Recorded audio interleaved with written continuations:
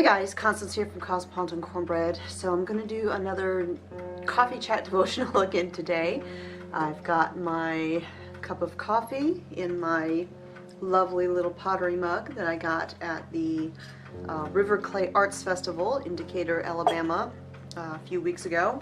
Several years ago, I heard somebody say something along the lines that as a believer, as a Christian, you should strive to be unoffendable.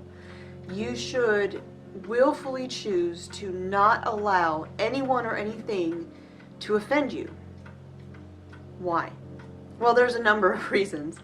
First and foremost, the first thing that came to my mind when I heard them say that was, if we are so busy being offended by what someone does or says, we're allowing that to create a division between us and them, a wall between us and them. Now, if I'm so busy building this wall between me and them because I'm so offended by their actions or words, how are they ever going to see the Jesus in me? And what if the Jesus in me is the only Jesus they were ever going to see?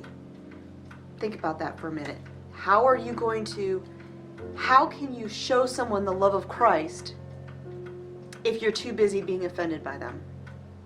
So that was the first thing that came to mind. But that concept, that idea of being unoffendable, has kind of led me down several other different paths and different trains of thought, different rabbit trails, if you were. One of those rabbit trails is what I want to share with you today. If you think about the world that we live in, every day is more and more incendiary. Every day there is something in the news or on Facebook that just gets us more and more riled up, more offended, more infuriated. There's a new scandal, there's a new this, that, and everything. There's something new to be outraged about. You know, it's like a person who's an adrenaline junkie. An adrenaline junkie will just go out and they'll do crazier and more dangerous things, continually seeking that adrenaline high. And if you look at the world we live in today, we're just like that adrenaline junkie, except our world is addicted to being offended, is addicted to being ripped apart and divided.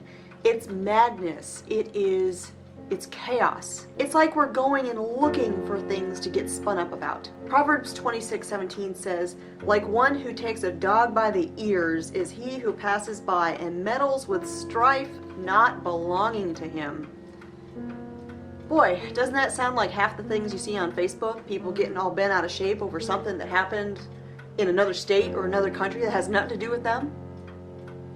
Galatians 5:19-21 says, "Now the deeds of the flesh are evident, which are immorality, impurity, sensuality, idolatry, sorcery, enmities, strife, jealousy, outbursts of anger, disputes, dissensions, factions, envying, drunkenness, carousing, and things like these, of which I forewarn you, just as I have forewarned you, that those who practice such things will not inherit the kingdom of God." Now that list sounds like most things I see in my Facebook feed. You know, I have a few friends who joke all the time that Facebook is the devil. And yeah, it's a joke. Facebook is a tool. It is. Depends on what you do with it, I suppose. Though truthfully, I spend a lot more time in my little communities and my little groups than I do actually reading my Facebook feed, just because I don't want to see the drama. I don't want to see the strife. I don't want to see people ripping each other apart. I don't want it. I don't need it. I don't look for it. Proverbs 6:16-19 says, "There are 6 things which the Lord hates, yes, 7 which are an abomination to him: haughty eyes, a lying tongue, hands that shed innocent blood, a heart that devises wicked plans, feet that run rapidly to evil, a false witness who utters lies, and one who spreads strife among brothers." How often does our world fall into that trap of just sowing strife and division and ripping each other apart? But what is the cause of all this? Now, I have a theory. And this is something that's been on my mind for a little while now. I really and truly believe that this is a spiritual battle, that this is so encompassing that it's almost a global spiritual battle. It's a spirit of chaos, because everywhere you turn, all you see is chaos. You see enmity, you see strife, you see division. We're being ripped apart. We're being divided by politics, we're being divided by gender, we're being divided by race, we're being divided by things, issues that we thought were dead and buried. But no, we're digging them up and we're parading them around like zombies in an apocalypse. We can't even decide if truth and fact even exist anymore. It is madness. It is chaos. Proverbs 20:3 says, "Keeping away from strife is an honor for a man, but any fool will quarrel." I, for one, do not want to be a fool. How often do you see people attacking their neighbors, attacking their families on Facebook? They ban them, they block them, they just rip each other apart. It's all about my team versus your team.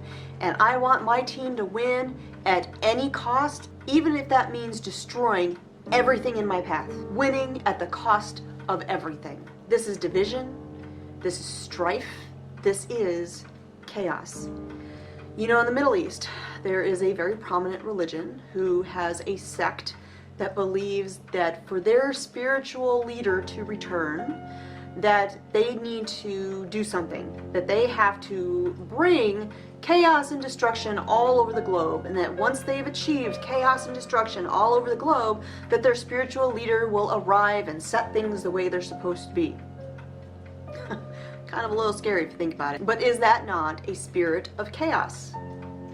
Spiritual battle. Over in Russia, there's this really scary dude who holds a lot of power and has the ear of a lot of very powerful people. And his goal in life is to create utter division and destruction in the United States because, after all, the United States is the enemy of Russia. And if you don't know that, go read a history book.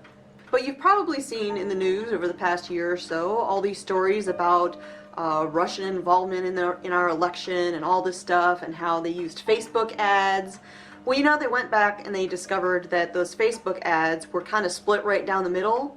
Half the ads they bought were for one party and half the ads they bought were for another party. They weren't showing any bias towards one or another. No, their whole goal was to pit us against one another and to bring division and to bring chaos. That guy I mentioned has like this organization or whatever. The symbol for his organization is a symbol for chaos. I forget what culture it's from, but it represents the word chaos. Can you get any more clear in that regard?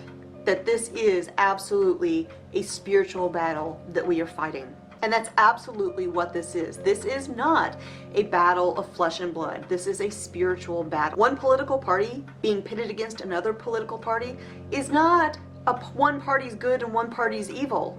It's not good and evil in that sense. Because if you look, you're going to see some pretty wretched people on both sides of the aisle who are doing really terrible things in the name of their party. This is not good versus evil in that sense. This is good versus evil, but in a spiritual battle form. And it is, like I said, a global spiritual battle. So my question to you is, with all of these things that are being just pushed out here and there in politics, in the news, and in our society and all this stuff, when you hear things in the news and you see things and you read things and all of this stuff happens, are you going to take the bait?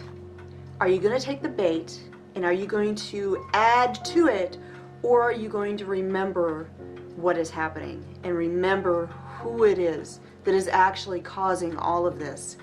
Ephesians 6:12-13 says, "For our struggle is not against flesh and blood, but against the rulers, against the powers, against the world forces of this darkness, against the spiritual forces of wickedness in the heavenly places. Therefore take up the full armor of God, so that you will be able to resist in the evil day, and having done everything, to stand firm."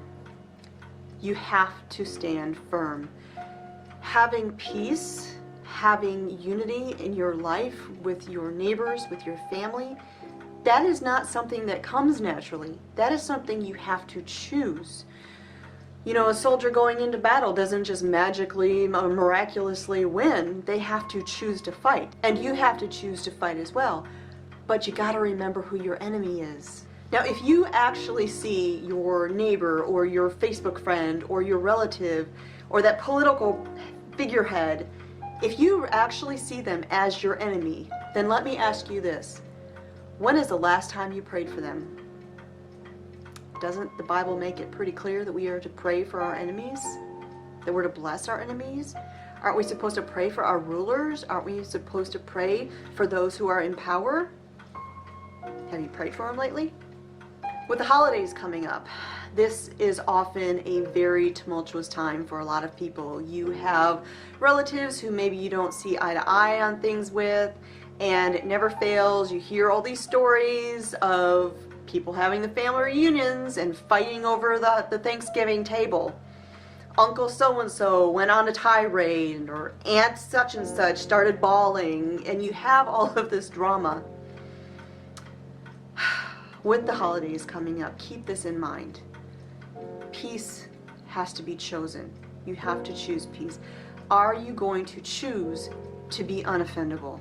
Proverbs 17:14 says, "The beginning of strife is like letting out water, so abandon the quarrel before it breaks out." Psalm 34:14 says, "Depart from evil and do good. Seek peace and pursue it." Don't just look for it. Go after it. You have to willfully chase after having peace in your life. So with all that said, in this crazy world that we live in, with this spiritual battle that is going on around us, will you strive to be unoffendable? I have to tell you that having that mindset has made a huge difference in my life personally. It has helped me see people differently. It has helped me show grace. I know that that person is loved by God. And if God showed me grace and showed me mercy and forgiveness, then the least I can do is show them grace, mercy, and forgiveness. And it all starts with not building a wall between me and them, by not allowing there to be division through this spiritual battle that is coming against us, and by not allowing myself to be offended. Would you strive to be unoffendable? So my advice to you today is simply this: don't take the bait.